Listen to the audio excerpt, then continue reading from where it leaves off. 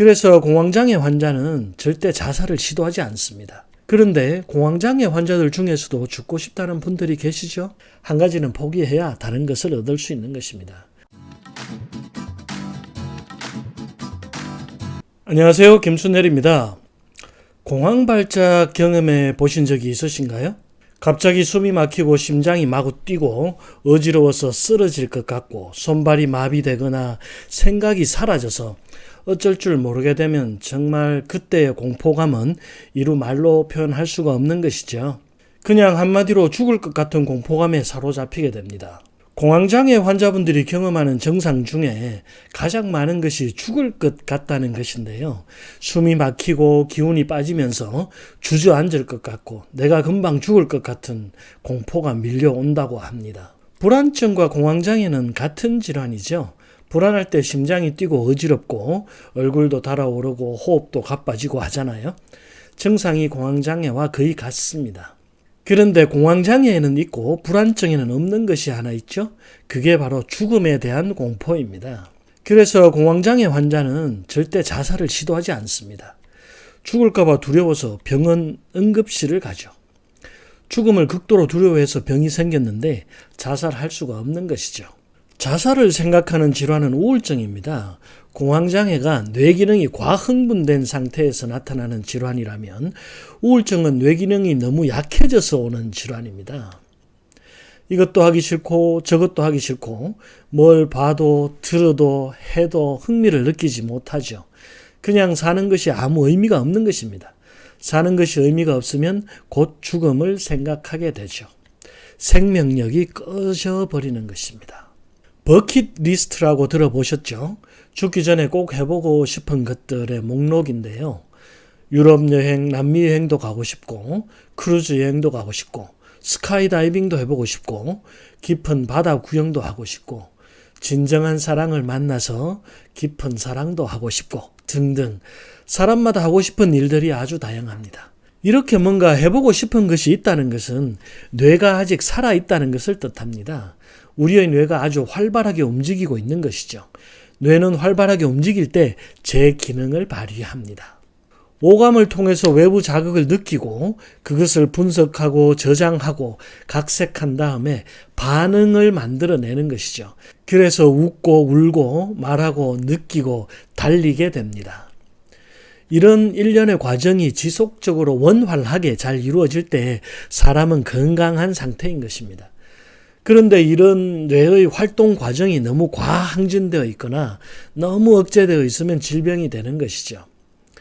뇌기능이 너무 과항진 상태에서 공황발작이 일어납니다. 사람이 불안하면 교감신경이 과흥분을 하게 되는데요. 현재 직면한 위기를 극복하기 위해서 자율신경계의 교감신경이 과흥분을 하는 거죠. 죽음을 부를지도 모르는 어떤 자극이 가해지면 우리는 그것을 피해서 달아나거나 맞서 싸우거나 해야 되는 거잖아요. 그래서 에너지 수준을 높이는 겁니다. 심장을 막 뛰게 해서 피를 뇌와 근육으로 밀어보내고 호흡을 거칠게 쉬어서 산소 공급량을 늘리고 에너지 생산량을 높이는 거죠. 반대로 뇌기능이 너무 약해지면 우울증 상태가 됩니다. 오감을 통해서 들어오는 외부 자극이 전혀 뇌를 움직이지 못하는 거죠. 흥미가 없어집니다. 뇌기능이 떨어지니까 온몸의 장기들의 기능도 함께 떨어지죠. 심장도 약해지고 위도 약해지고 근육도 약해지고 심장의 펌프질이 약해지면 가장 먼저 혈액의 공급이 줄기 때문에 피로감이 증가합니다. 몸이 천근만근 무거워지죠. 또 혈액이 순환해야 노폐물이 제거되는데 이게 되질 않으니까 온몸에 통증이 증가합니다. 조금만 부딪혀도 굉장히 아프고 조금만 움직여도 통증이 아주 심하게 오죠. 위장이 멈추어버리니까 입맛이 떨어지고 소화도 되지 않습니다. 음식을 잘 먹지 못하게 되면 에너지 생산량은 더 떨어져서 몸의 기운은 더 빠지고 무기력해지는 악순환에 빠지게 되고 뇌신경도 에너지 공급이 줄어들면 기능이 더 떨어져 버립니다. 그래서 기억력, 인지력, 판단력도 함께 떨어지죠. 이것도 하기 싫고 저것도 하기 싫고 이것도 잘 되지 않고 저것도 잘 되지 않습니다. 그냥 내가 아무 쓸모없는 것 같고 죽고만 싶죠. 그래서 공황장애를 앓고 있는 사람은 자살을 시도하지 않는 것이고 우울증을 앓고 있는 사람은 늘 죽고 싶은 것입니다. 그런데 공황장애 환자들 중에서도 죽고 싶다는 분들이 계시죠? 공황장애가 있으면 죽기 싫은 것인데 왜 죽고 싶다고 하는 걸까요? 그것은 공황장애 환자의 약 50% 정도는 우울증을 함께 가지고 있어서 그렇습니다. 죽기 싫은 것과 죽고 싶은 것이 함께 공존한다는 것이 아이러니하죠. 인간의 뇌가 그만큼 복잡하기 때문에 생기는 현상입니다. 공황장애를 오래 앓다 보면 사람이 지치게 됩니다. 너무 두렵고 힘들고 아무리 치료를 해도 잘 낫지 않고 하다 보면 누구나 지치게 되죠. 또 처음 느꼈던 공황장애의 죽음에 대한 공포감만큼 병이 낫지 않고 있는 현실에 대한 좌절감이 우울증을 만들어내는 것입니다. 그래서 죽을 것 같은 공포와 죽고 싶은 좌절감이 공존을 하게 되는 것이죠. 공황장애와 우울증을 앓고 있는 환자분들이 치료를 하기 위해서 아주 노력을 많이 합니다. 안 해본 게 없다라고들 하시죠. 정신과 약도 먹어보고 한약도 먹어보고 비타민도 먹고 온갖 식이요법도 해보고 하십니다. 사실 공황장애나 불안증 환자분들이 치료에는 더 적극적입니다. 우울증 환자분들은 치료에 상대적으로 좀 소극적이죠. 왜냐하면 치료도 하기 싫은 것이고 또 몸의 기능이 아주 약해져 있는 경우가 많기 때문에 약물이 효과를 잘 내지 못하는 경우도 많고 위장이 약해서 음식을 잘 먹지 못하기 때문에 회복도 느린 경우가 많습니다. 그런데 공황장애 환자들은 잘 낫지는 않지만 치료를 아주 적극적으로 합니다. 죽으면 안 되니까요. 또 건강염려증 환자분들이 불안증이나 공황장애를 겪고 있는 경우가 많죠. 내 몸에 조그만 이상이 생기면 이것이 커져서 암이 될까 두렵고 낫지 않는 병일까 두렵기 때문이죠. 공황장애와 우울증 치료의 약물 치료나 식이요법이 크게 효과가 없습니다.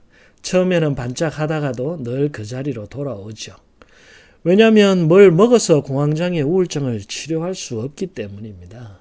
둘 다 우리 뇌의 상태가 변한 것이기 때문에 뇌의 상태를 정상으로 되돌려야 하는데 그게 약물로 고치기가 쉽지 않은 것이죠.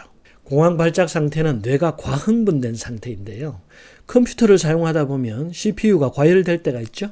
고사양 게임을 돌린다든지 하면 컴퓨터가 과열되어서 오작동을 일으킵니다.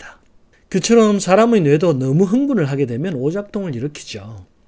한꺼번에 여러 가지 기능이 모두 작동하면서 오히려 아무것도 할 수 없게 되고 아무런 생각도 할 수 없는 상태가 되어버리는 거죠. 뇌는 예측을 위한 장기라고 제가 다른 동영상에서 여러 번 말씀드렸는데요. 축구공이 날아오는 방향을 예측하고 비가 오면 옷이 젖는다는 것을 알고 밥을 먹으면 배가 불러진다는 것을 알고 내일 아침이면 해가 다시 뜬다는 것을 알죠. 아무 생각 없이 앞만 보고 운전을 할 수 있는 것이 모두 예측 기능이 잘 작동하기 때문입니다. 그런데 공황 발작으로 뇌신경이 과흥분되어 버리면 이런 예측 기능이 작동을 멈추어 버립니다.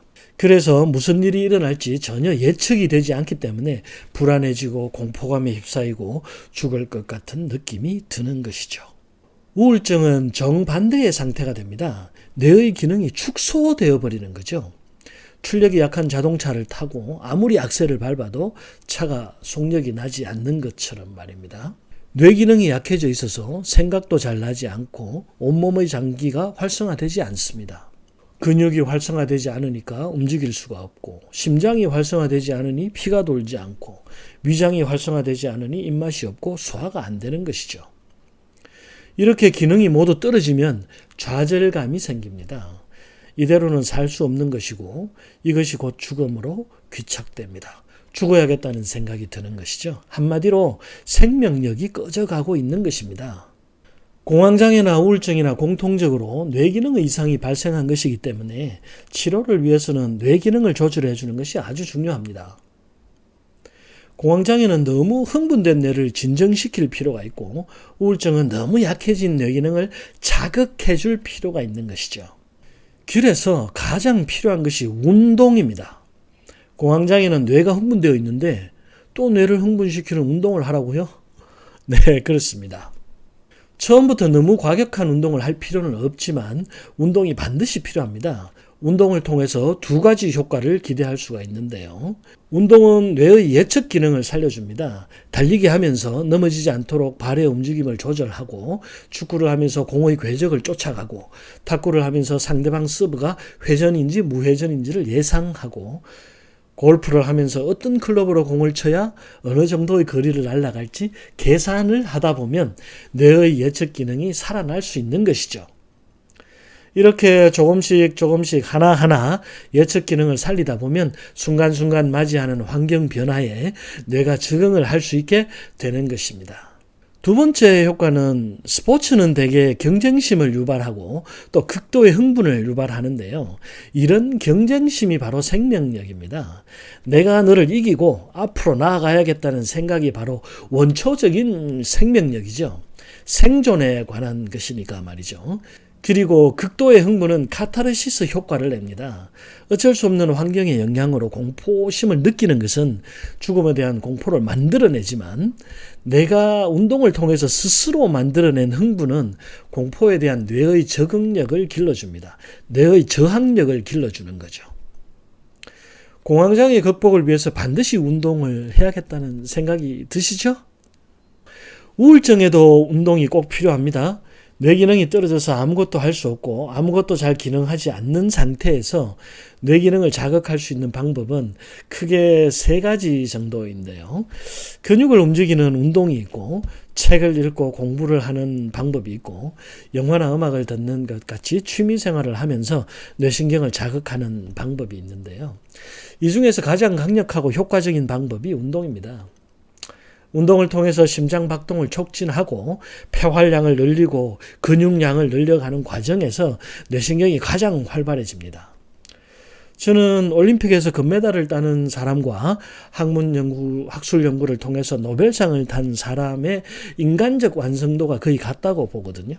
둘 다 인간적 뇌의 완성도가 최고인 거죠. 특히 우울증은 모든 기능이 약해져 있기 때문에 운동으로 그 기능들을 자극하지 않으면 정상화되기가 힘듭니다. 그래서 뇌의 완성도를 올리려면 공부를 하거나 운동을 하는 것이 좋은데요. 사실 공부를 해서 뇌의 기능을 단기간에 올리는 것은 아주 힘듭니다. 그래서 운동하는 것이 뇌 기능을 정상화시키는데 더 도움이 되는 것이죠. 특히 우울증은 모든 기능이 약해져 있기 때문에 운동으로 그 기능들을 자극하지 않으면 정상화되기 힘듭니다. 만약에 공부를 한다면 자기계발서 같은 것을 꾸준히 소리내서 읽는 것이 좋은데요. 다 아는 얘기잖아요. 하면 된다. 옆집 순이도 했는데 너는 왜 안 되겠니? 안 될 때는 될 때까지 해라 하는 아주 진부한 표현들이 사실은 뇌 기능을 활성화시키는데 아주 큰 효과가 있다는 것. 쓸모없다 생각하지 마시고 꾸준히만 하시면 그것도 큰 도움이 될 수가 있습니다. 그리고 다른 사람들이 어떤 우울증이나 공황장애를 극복한 사례들을 읽다 보면 용기를 얻을 수 있는 거죠. 그래서 공부도 도움이 됩니다. 아무것도 아닌데 할 수 있다 하면 뇌 기능이 살아나는 경우가 많습니다. 보통 공황장애나 우울증을 앓다 보면 그런 용기가 사라져 버리는 것이거든요. 그런 용기가 생기기만 시작하면 뇌 기능의 활성화가 연쇄적으로 촉발되어서 일어날 수 있는 것이죠. 한 가지 문제는 뇌 기능뿐만 아니라 몸의 다른 모든 기능이 약해져 있기 때문에 운동을 쉽게 할 수 없다는 것입니다. 안 그래도 여기저기 아프고 조금만 움직여도 몸살이 나고 숨차고 머리 아픈데 어떻게 운동을 하냐고요? 사실 이 부분이 가장 힘들죠. 약간의 노력이 필요합니다. 허리가 아프고 무릎이 아프고 숨이 차고 몸살이 나도 운동을 시작하시는 것이 좋습니다. 통증은 좀 참아야 치료를 할 수 있는 것이죠. 한 가지는 포기해야 다른 것을 얻을 수 있는 것입니다.